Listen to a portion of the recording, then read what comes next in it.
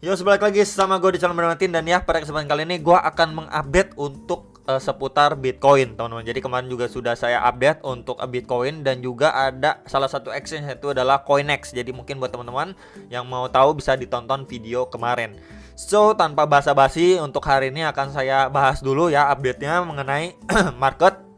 Diawali dengan USD Dominance. Jadi ini adalah pembahasan yang kemarin, jadi saya sedikit remind lagi teman-teman ya. Jadi di sini kan secara overall dia hanyalah tersideways ya semenjak dia kena reject dari dua garis merah, yaitu adalah strong resistance-nya di kisaran 9,26 sampai 9,44%, dan dia bermain di dalam range ya. Bagian bawahnya itu adalah box putih dan bagian atasnya itu adalah box orange ya teman-teman. Dan kemarin sudah saya sampaikan juga, kalau secara time frame 1 jamnya kita perlu perhatikan ya, ketika memang dia udah mampu naik ya. Di sini kan sempat break ya, di sini sempat break out dari si trendline resistance-nya, and then dia ngetes nih ke box merah pertama, kemudian kena reject. Dan kemarin adanya saya melakukan analisa ya, kita perlu perhatikan untuk area terdekatnya. Jikalau memang dia naiknya impulsif kayak gini kan, takutnya dia lanjut naik retest kisaran berapa ini ya, di box orange ini, dimana kalau menggunakan Fibo kemarin juga ya, di situ adanya retracement 0,3 atau di sekitar area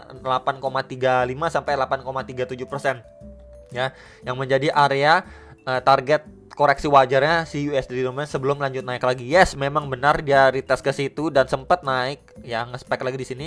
Dia sempat retest, kemudian dia sempat nge-spike naik, cuman di situ langsung mendapatkan rejection yang lumayan kuat. And then ya, kalau kita lihat dari sini penguatan, dia di sini kena reject, kemudian di sini penguatan lagi kena reject, dan di sini penguatan lagi kena reject. Jadi makin lama itu penguatan tetap ada, tapi powernya itu lebih lemah ya dari penguatan yang ada pada USD Dominance pertama-tama ya. Jadi memang di sini adanya pelemahan momentum penguatan dari USD Dominance, akhirnya dia terbreakdown lagi, jebol ya.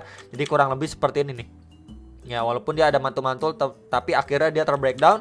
Dan yang perlu kita perhatikan adalah sekarang ini Fibonya akan saya hapus aja teman-teman. Ini kan sebelumnya menjadi area support nih ya, jadi di flip menjadi resistance. Bisa aja dari area sini either dia mantul dulu ya, retest untuk lanjut turun teman-teman ya, atau memang dari area sini dia melanjutkan penurunannya kembali ya. Jadi itu yang perlu di note ya. Jadi mungkin kalau mantul pun ke kisaran 8,35 sampai 8,4% lah untuk si USD Dominance secara time frame 1 jam. So di area sekarang yang dia lagi lumayan struggling pun, ini sebelumnya sempat adanya pemberhentian nih di sini. Itu kita bisa lihat ya, garis putus-putus ini ketika dia nge-spike naik ya, ini sempat ada berhenti sebentar, lanjut naik impulsif lagi, dan area situ pun lagi lumayan mencoba ditahan sama si USD Dominance. Jadi bisa diperhatikan untuk dua area dan skenario ini untuk si USD Dominance, apakah dari area sini dia lanjut turun gitu ya, atau memang dia naik dulu sekedar retest untuk melanjutkan penurunannya. Ya, jadi palingan itu untuk area target di box putih ini di sekitar tadi sebelum saya remind ya, ini di sekitar 8,08 sampai 8,17% ya untuk si USDT Dominance. Next, ini untuk Bitcoin ya secara daily time frame. Jadi secara dailynya kemarin juga sudah saya sampaikan, at least kalau misalkan kita lihat nih ya, 1, 2, 3, 4, 5 bearish candle secara daily, ini baru ngelawan satu bullish candle pada tanggal 23 November. Jadi memang di situ juga dia ketahan nih teman-teman di antara retracement 0,6 sampai 0,5 Fibo yang saya ambil dari swing low ke swing high-nya dia ya. Jadi itu di sekitar 15.970 sampai 16.100 dolar. Dia mampu bertahan di kisaran situ dan mendapatkan reaksi sejauh ini lumayan oke ya, mantulnya sampai 16.500 tadi. Jadi memang adanya potensi atau kemungkinan ketika dia naiknya impulsif kemudian turunnya korektif ya, ini adanya kemungkinan untuk dia malah lanjut rally lagi, bahkan ngetes ke strong resistance-nya di sekitar 17.500 sampai 18.100 dolar. Nah, itu bisa terjadi kalau misalkan secara sekarang kita lihat bagaimana nih chance-nya biar ke situ lebih besar. Yang pertama ya, at least kita perlu lihat secara daily time frame, dia close di atas red candle sebelumnya nih. Ya berarti di atas 16.400 lah, dia close di atas itu. Atau bahkan lebih bagus lagi, dia mampu close di atas 16.900. Jadi antara dua area itu ya, antara dia close di atas 16.400 atau lebih bagus lagi dia close di atas 16.900 dolar. Jadi itu yang perlu di note secara daily time frame. Ya teman-teman, jadi itu untuk probabilitas untuk lebih tinggi chance-nya si Bitcoin lanjut naik close-nya di kisaran berapa sih bro? Itu tadi saya sudah sampaikan gitu. Dan so far kalau misalkan malah di sini dia cuman bikin tail candle panjang ya, close-nya di bawah 16.400, kemudian dia naiknya malah korektif gitu ya, nggak impulsif gitu ya, korektif ya, dicicil gitu ya, bertahap. Nah itu malah adanya potensi dia create yang namanya double top 1 and then potentially top kedua. Itu yang perlu diperhatikan dan diwaspadai ya teman-teman. Kita ataupun saya berharap sih dia impulsif gitu ya, bullish candle-nya itu lumayan padat, lumayan strong, bukan dicicil ya, dicicil dari beberapa rentetan candle bull dan bear ya, merah dan hijau.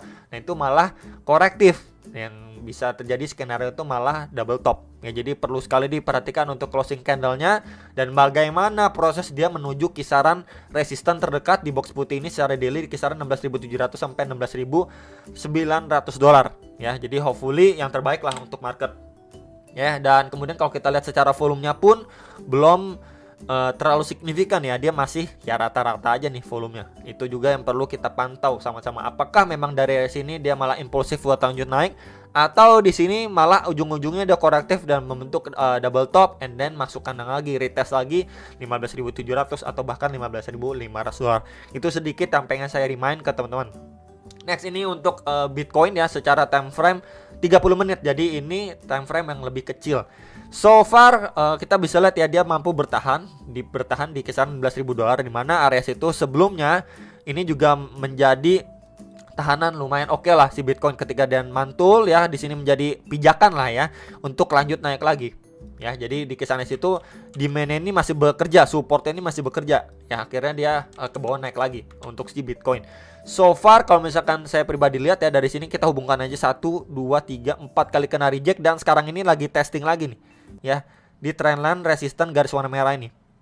Ya, kita bisa lihat udah 1 2 3 4 kali sebelumnya kena reject, dan sekarang ini lagi dites lagi sama si Bitcoin.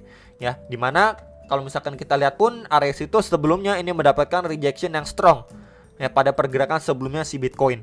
Jadi at least kalau memang dari area sini dia kena reject lagi, so yang perlu kita perhatikan adalah dia koreksi di sini ya, mungkin ngebentuk seperti double bottom ya. Mungkin di sini kalau dia lanjut drop sekali lagi, adanya power lebih strong lagi untuk dia true break dari si trendline resistance ini ya. Jadi ini kalaupun dia koreksi perlu diperhatikan kisaran 16.000 sampai 16.200 dolar. Tapi kalau misalkan let's say dia cuman koreksi kecil, nggak nyampe kisaran sini nih ya, cuman sampai 16.300 ya dan lain sebagainya, dia malah mendapatkan reaksi untuk break lagi. Wah, ini adanya potensi ataupun peluang lebih bagus si Bitcoin bisa lanjut naik lagi. Maybe ngetes ke next target strong resistance di kisaran 16.900 sampai 17.100 dolar. Ya, jadi bisa diperhatikan untuk area target koreksi si Bitcoin apakah di kisaran sini yang pertama, lalu di box hijau ini yang kedua. Jadi itu dua target koreksi ya, bisa dibilang retest wajarnya si Bitcoin sebelum lanjut naik ya. Dan tentunya perlu diperhatikan juga untuk proses dia retest atau koreksinya, apakah munculnya red candle besar panjang kayak gini atau munculnya kayak gini nih teman-teman. Nah, dicicil gitu ya, naik turun, jadi kayak semacam membuat trend sideways tapi perlahan turun. Nah, mungkin di situ adanya opportunity untuk si Bitcoin lanjut naik lagi atau bahkan true break dari resistance sebelumnya yang udah beberapa kali ini di testing dan belum mampu ya di break sampai saat ini. Itu untuk secara time frame kecil si Bitcoin. Jadi yang nanyain apakah si Bitcoin masih peluang naik, kira-kira retest normalnya ke kisaran berapa dan lain sebagainya. Gitu ya. Jadi saya sudah sampaikan menurut pandangan teman-teman bagaimana. Kalian bisa tulis di kolom komentar bawah video ini ya. Tadi sudah saya sampaikan secara time frame besar maupun kecil, dan juga update si USDT dominance. Semoga update ini bisa membantu buat teman-teman yang lagi mungkin mau melakukan aksi beli kembali, nunggu mungkin koreksi, bisa pantau kisaran berapa resistennya dan lain sebagainya. Dan sampai jumpa untuk next video. Salam profit.